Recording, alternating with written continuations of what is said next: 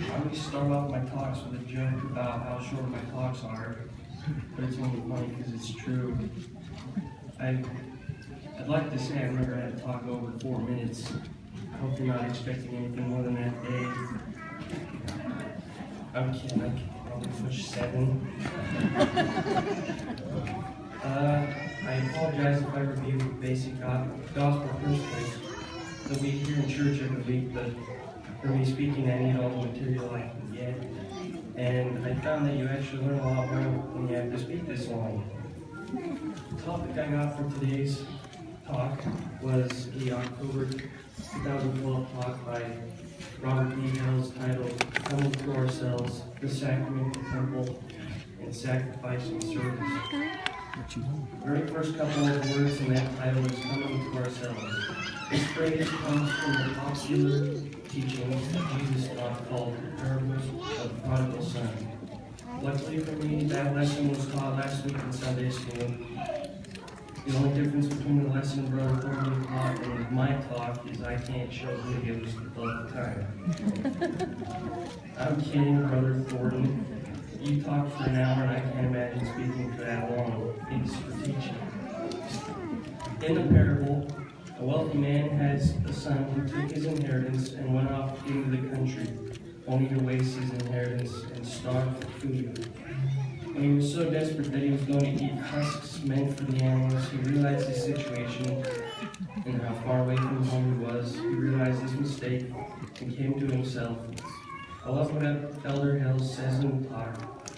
Quote, he remembered who he was, realized what he had been missing, and began to desire the blessings freely available in his father's house. He returned home with a warm welcome from his father, who was overcome with joy to see his son return to him. Now we know that this parable is referring to God's kingdom in his house, and we are the lost children. We have all fallen, we have all sinned, so all of us have left our Father's house. But we do not need to hit rock bottom like the prodigal son did. We can come back into his presence if we wish. That is where the rest of the title comes in. The sacrament, the temple, and sacrifice and service. The sacrament is one of the blessings we get to partake of. It renews our baptismal covenants. And if you listen to the words carefully in the prayer, you can see how taking the sacrament is a great way to return to our Father's house. I love the sacrament. Whenever there's a Sunday that I can't attend church and take the sacrament, I feel kind of empty. To prepare for the sacrament, we must set aside Sunday as the Sabbath day. Forget all work problems, school assignments, and set the time in church as a time to relax and remember why we are here. Because if we are living worthily and wanting to actually be here by forgetting all our weekday duties, sacrament meeting is actually kind of relaxing.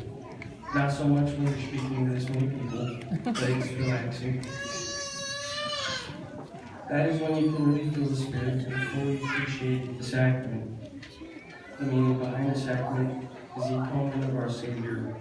But the sacrament isn't just a time to reflect on His sacrifice for us, but also to know that because of the atonement, we can return to our Father's house by coming to ourselves and making little tweaks in our lives each week to become the best we can. The next opportunity to return to our Father is the temple. We must always live worthy to keep that recommend and use it as much as possible.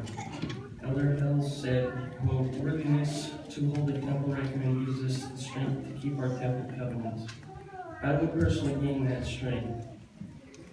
We strive to obtain the testimony of Heavenly Father, Jesus Christ, and the Holy Ghost, the reality of the atonement, and the truthfulness of the prophet Joseph Smith and the restoration. We sustain our leaders, treat our families with kindness, stand as a witness to the Lord's true church, attend our church meetings, honor our covenants, fulfill parental obligations, and live a virtuous life. You may say that sounds just like being a faithful Latter-day Saint. You are right. The standard for temple recommend holders is not too high for us to achieve. It is simply the faithful read the gospel and follow the prophets. How true that is. When we live worthy of the temple recommend every day, it gives us strength in an exponential way. The longer we live these teachings, the easier it becomes find moments to visit the temple, to resist temptation. Included in this exponential process is service. The more we follow the teachings of the church and always keep the temple in sight, the more easily we can find opportunities to serve others.